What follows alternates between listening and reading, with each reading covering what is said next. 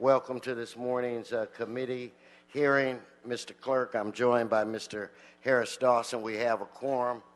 You want to go through the agenda? Good morning, sir. And good morning to all of you. Item number 1 is communication from the Council President relative to the reappointment of Ms. Melinda Murray to the City Ethics Commission.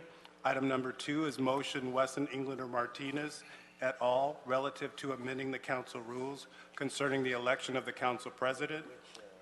Item number 3 is resolution Bond and Blumenfeld and Chief Legislative Analyst CLA report relative to city's position on H.R. 482 and Senate Bill 103, which would nullify the affirmatively furthering fair housing rule.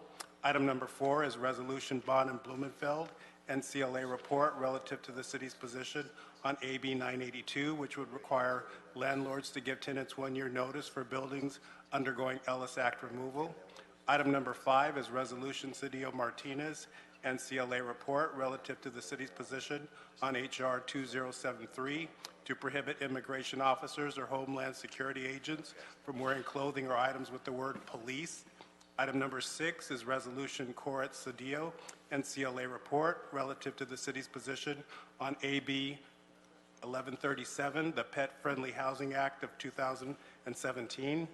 Item number 7 is a CLA report and resolution relative to the city's position on legislation or administrative action similar to Senate Bill 3416 and H.R. 2890, which would strengthen the Industrial Development Bond Program.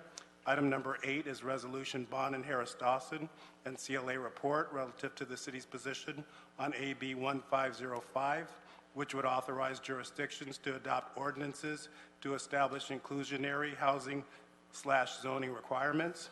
Item number 9 is resolution Martinez-Rue and CLA report relative to the city's position on AB 638, which provides that only attorneys and organizations accredited by the Executive Office of Immigration Review can charge fees for services related to immigration. Item number 10 is resolution Rue Bonin and CLA report relative to the city's position on legislation or administrative action that would eliminate federal funding for California's earthquake early warning system. Item number 11 is CLA report and resolution relative to the city's position on affordable housing streamline bills, SB 540, SB 35, SB 167, and AB 1585. Item number 12 is resolution Wesson Englander Blumenfeld and CLA report relative to the city's position on Senate Bill 1272, the Drone Federalism Act of 2017. Item number 13 is an application to name a community Mid-City Heights. Item number 14 is an application to name a community Glencrest Hills. And item number 15 is an application to add additional boundaries to the existing community View Heights. Thank you. You know, let's do a couple of things here. Why don't we, at this point, hold 14 and 15 and... Pardon me, Mr. Chair. For the record, we just received cards on items 1, 3, 6, 14, 13, 12, 11, 10, 9, 8, 7, 5, 4, 2, and 15. Why don't you just bring me the cards? Okay, sir. Or Andrew will get the cards.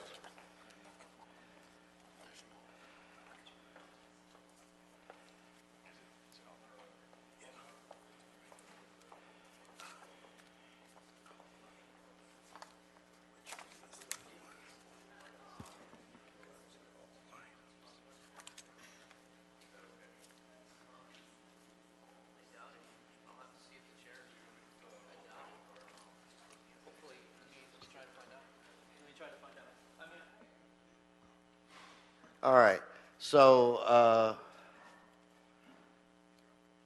okay, I'm going to deal with Mr. Herman. You get 2 minutes on the items. So come on. And you have items 10, 9, 8, 7, 5, 2, 15, I think that's 11, 12. Mr. Herman, you want to speak? Then let me read the cards. You interrupt me again, and then your time is gone, all right? 14, 6, 1, and 3. So you got 2 minutes. Go ahead. So on item 9 regarding resolution by Ms. Martinez, whose immigrant father came into this country 3 years illegally and was That deported. has nothing to do. This deals with That has immigration nothing to do review. with this. That has nothing to do with this committee. So you want to talk on something else, or you want to speak to the item? Going further into the immigration officers and agents that are supposed to secure Homeland Security, send these wetbacks back, get in line, and pay for your fucking visas. Trump, Trump, Trump. And then the other son of a bitch on item 3, Bloomfield, who talks about fair housing. I'll tell you about fair housing, motherfucker. You stole from independent living, and you stole from Affordable Housing Act. Pay that money back. In addition to item number 1, I sure hell hope that the reappointment of Miss Melinda Murray is in protection of the City Ethics Commission rules and city regulations, so we can stop these fucking cops or fucking 15-year-old girl cadets. And then I'm going to go into the other items since I signed up on all these fucked up items. Here's a better one. Item number 6, regarding Peppa Pig Coretz, the fat fuck talking about Department of Housing and Community Development to require each fucking housing development to authorize a resident of the housing development to own and maintain one or more common household pets. Well, I'm a fucking pet, and I'll tell you how I bark. Roof, roof, roof. You should leave elderly people in their homes. Nobody wants these fucking accommodations of gyms and clubs in their retirement homes. People are happy living in their retirement homes. Leave them the fuck alone. Thank you. All right, Mr. Previn, on all items. That's all of it. You get 2 minutes. Do 2 minutes. Mr. Previn, 2 minutes.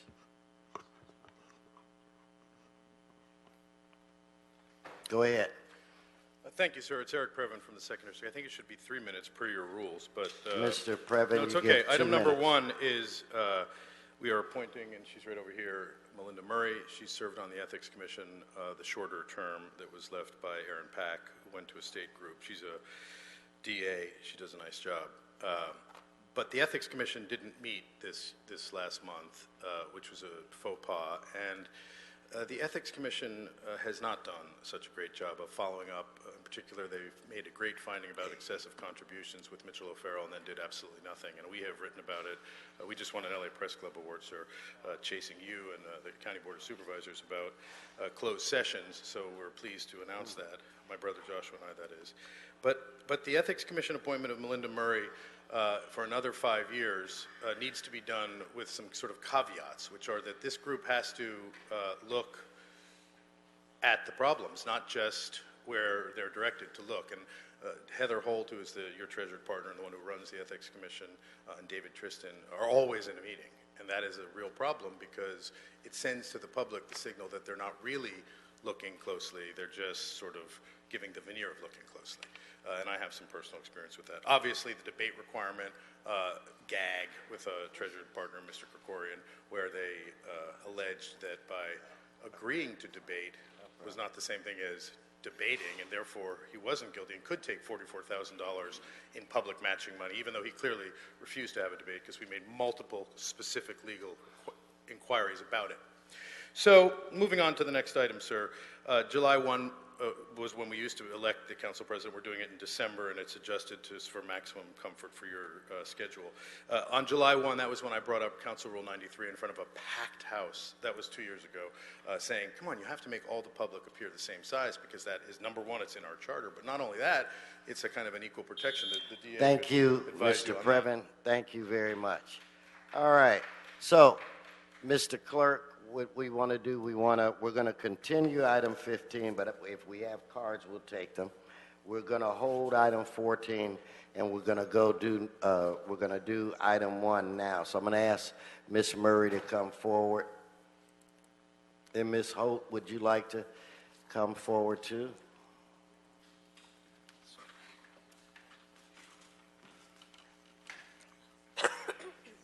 So anyway, good morning and welcome, and we want to thank you for your service on this very challenging commission. We've been joined by Mr. Jose Huizar, so we have the entire committee is here. Why don't you just talk a moment, if you would, about your experiences and why well, thank God you've agreed to continue, but share what some of your plans are for the future. Thank you, Your Honor. First, I'd like to thank... Your Honor, we're not in court. I'm sorry. I'm so used to speaking Hey, that but way. I've been called worse, you know. Thank you, President Wesson, for reappointing me to another term. I've been very happy to be appointed, and I think our commission does quite a good amount of work, good work for the community, representing the interest of the people of the city of Los Angeles. We are working on reforming the rules with regards to lobbying. We've been very diligent in keeping everyone's feet to the fire, and I look forward to another 5-year term, bringing transparency and integrity to the citizens of the city of Los Angeles and also to the legislative and electoral process. Thank you. Thank you. Heather, we haven't seen you for a while. Why don't you grab the mic and let us know what's going on and give us your thoughts. Good morning. We are thrilled to have Ms. Murray reappointed to the Ethics Commission. She's been a wonderful addition to the Ethics Commission in the short time that she's been with us. Her expertise and her perspective have been extremely valuable, so we're very much looking forward to working with her for another 5 years. Ms. Murray is right. We have been very active on the policy front with recently reviewing our enforcement regulations, which were in council, I believe, last Friday. And so we are moving forward on ensuring that the rights of respondents are upheld and that the process is as efficient as it can be.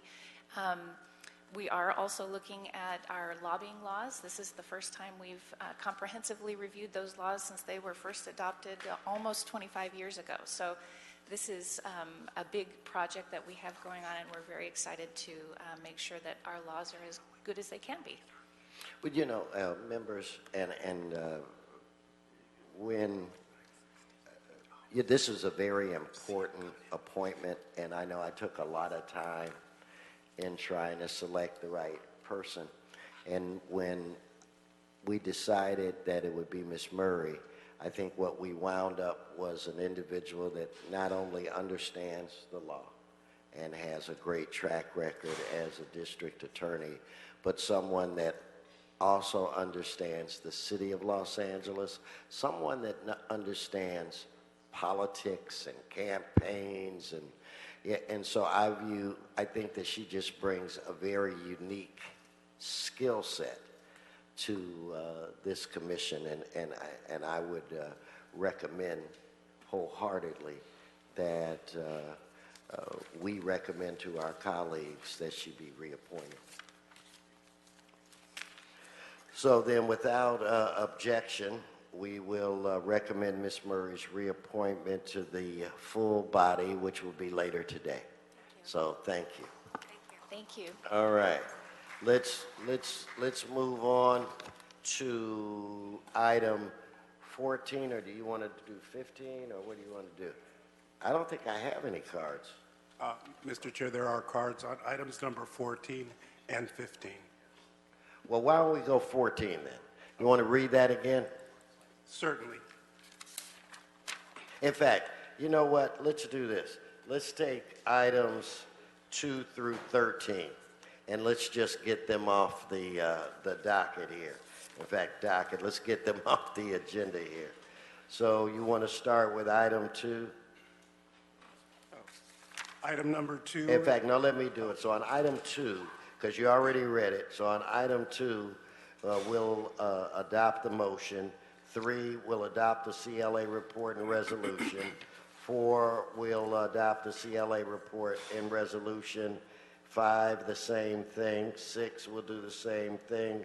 7, the same thing. 8, the same thing. 9, the same thing. And 10, the same thing. Now, on item 11, I see a note that we'll continue item 11. On item 12, we'll adopt the CLA report and resolution. And on item 13, we will approve the application and instruct the relevant departments to perform the necessary requirements to effectuate the naming of this community, including but not limited to the installation of signs. So without objection, we will deem those items approved. Do you need any more instruction from me on those items? No, sir, thank you. Okay, so now we'll go to item 14. Would you like me to read item 14 again?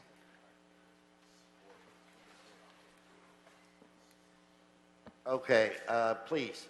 Item number 14 is an application to name a community Glencrest Hills.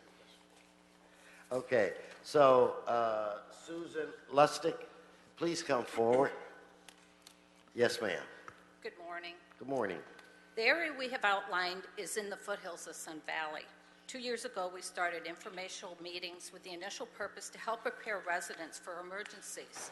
Since that time, the attendance to our meetings has grown, as has the area and the breadth of our subject matter, in an ever-increasing goal to keep everyone informed and to know where to go for information and help in our great city of Los Angeles. We feel that by naming our area, it will further establish our place in the Los Angeles community. Besides our quarterly meetings, we send out newsletters. We have a website, glencresthills.com, and a Facebook page. And August 1st, we will hold our first National Night Out. We have about 1,900 residences, houses, condos, and apartments in the area. When the population of Sun Valley is over 82,000, it is just a more manageable bite to have a smaller community so we can know each other and support our common problems. The more our neighbors know each other and can trust and communicate with each other, the better it is for dealing with our own issues. Thank you. Thank you. Mr. Herman, please. Okay, Mr. Clerk, why don't we, and I'll let you read it, but let's do the same thing that we did for item 13 on item 14. I'm sorry, on item 15, sir? No, yeah, yeah, she just spoke on 14, correct? Correct. Okay, so what we did on 13, we're basically doing the same thing on item 14, correct? Or am I wrong? Correct, yes. You mean in terms of the action, Yes. which was to approve the Approve the application application and and instruct the relevant departments to perform the necessary requirements to effectuate the naming of this community, including but not limited to the installation of signs. Yep, so without objection, so ordered, okay? So let's now go to the next item, and that's 15. I'm going to read 15. Item number 15 is an application to add additional boundaries to the existing community View Heights. Okay, let's get Chandra Mosley, Angela Edwards come forward, then Phyllis Lewis. Welcome. Good morning. Morning. Good morning, President Herb Wesson and the other council committee members. As the co-applicant of the original petition to establish View Heights, I just want to remind the committee that we followed the adopted policies and procedures provided by the City Council. We in turn went to a neighborhood committee meeting February 17th to address any concerns or oppositions. The Park Mesa Heights Neighborhood Council did not submit any opposition or community impact statement voicing any concerns of the boundaries that we had established. The chair at the time, which was Bernard Parks, only asked that we go south and extend it to the Inglewood border.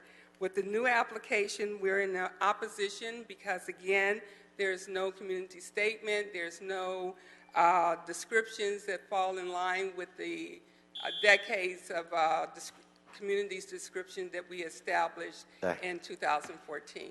Thank you. So if I could have the next speaker, is it Ms. Edwards? Yes. Please come forward, followed by Ms. Lewis, and then Johnson Taylor. Yes, welcome. Good morning, council members. I am here on behalf of my neighbors to oppose the expansion of the View Heights community boundaries. The official View Heights describes the unique topography of our community, historic Spanish colonial-style homes, and especially the height and hilly nature of our landscapes.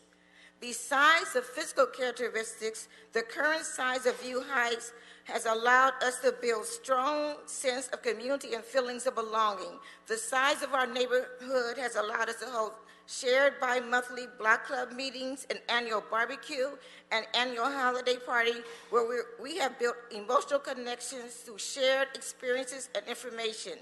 We have created trust and feelings of safety within our community. This is a matter of community unity and pride. We do not want to lose it. We implore the council members to please keep our community untouched and deny the expansion application. Thank you. Thank you. Next speaker, please. Good morning, council members.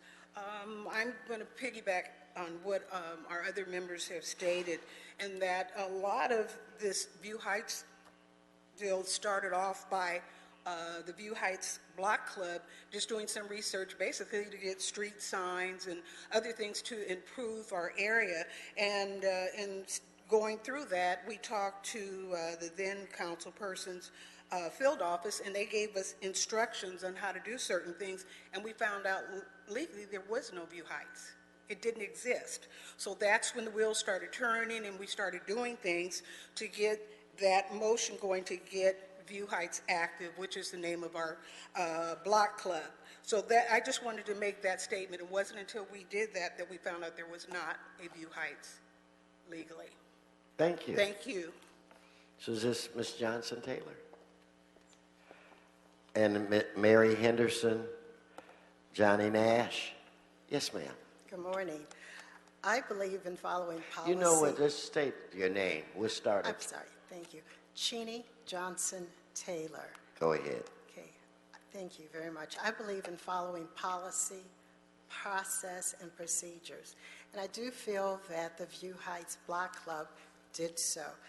They held the hearing, they submitted all the required documentation, and not only did we do that, this body agreed, and this body agreed in October of 2015 by granting us the name.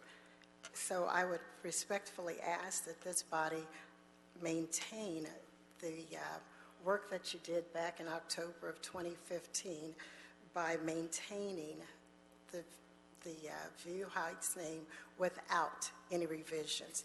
And by the way, this is an article that appeared in the Los Angeles Magazine, Times Magazine, and that's my house in View Heights. And I've been a proud resident there for 39 years. Thank you. Congratulations. Yes, next. And then we'll, again, Johnny Nash, John Dean, Theodore Thomas. Yes. Good morning, Councilman. My name is Mary Henderson. For more than 35 years, the small pocket of houses that border Slauson Avenue to the north, Al Vista to the east, and 63rd Avenue to the south have always been known as View Heights. The small cluster of the Spanish homes, the rolling hills, and the wide city view has always been known as View Heights. The name was even mentioned in Los Angeles Times in 2006, published an article. Although locally recognized, the View Heights name was never officially recorded in the Los Angeles City records. For years, the View Heights area has farmed and maintained strong an active club with goals of maintaining peace, combating crime, and building unity among its neighbors. About 15 years ago, the Black Club made the decision to regain the name, to regain the official name View Heights, to be recognized in the city records. Okay, wrap it up. This was a huge organization affected by the community and required several meetings, flyers posting, Wrap it up. and Your neighbor, time's up. family, and friends. So in October of 2015, the area View Heights was finally official. Okay, Miss And- Henderson, I'm sorry. I can't give you, I gave you as much time as I could. Thank you so much for coming down. Thank you. Next speaker, please. Good morning. Good morning. My name is Johnny Nash, and I've been a homeowner there in View Heights for 31 years. I'd just like to say, because it's already been explained how it came about, but I am not in favor of extending the boundaries of View Heights Community Block Club because it's a very small community, and that's exactly what we are. We are a community. We know each other. We work together. If you become too large, you won't be able to have that camaraderie and that support for each other. And I have that serious concern because, as I said, I'm a homeowner there by myself, and I feel safe this way. Not that the other areas would not be safe, but if you become too large, you're not going to really know each other. And so I've just enjoyed that time, and I'd really like to see it remain. How long have you been there? 31 years. All right. Next speaker. Good morning, Mr. Chair, and to the Morning. council members. My name is John Dean. I've been a resident in the area for 30 years.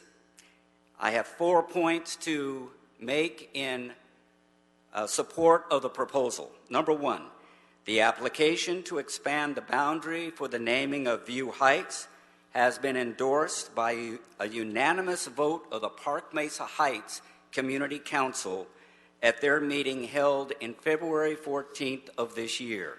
Number two, the application to expand the boundary for the naming of View Heights was submitted with over 500 stakeholders involved in supporting this application. Number three, the application for the expanded boundary naming provides an accurate description for the impacted area. And last, the application for the expanded boundary takes into account the historical naming of the local communities as detailed in the originating documents of the bylaws of the Park Mesa Heights Community Council approved in 2003. Thank you, you very much. Mr. Thomas.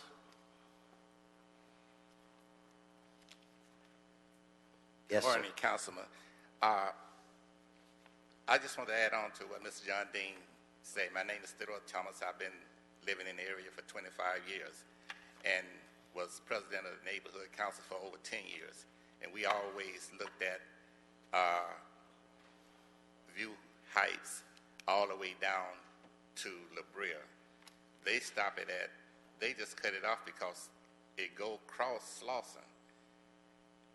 The way they did it, they went to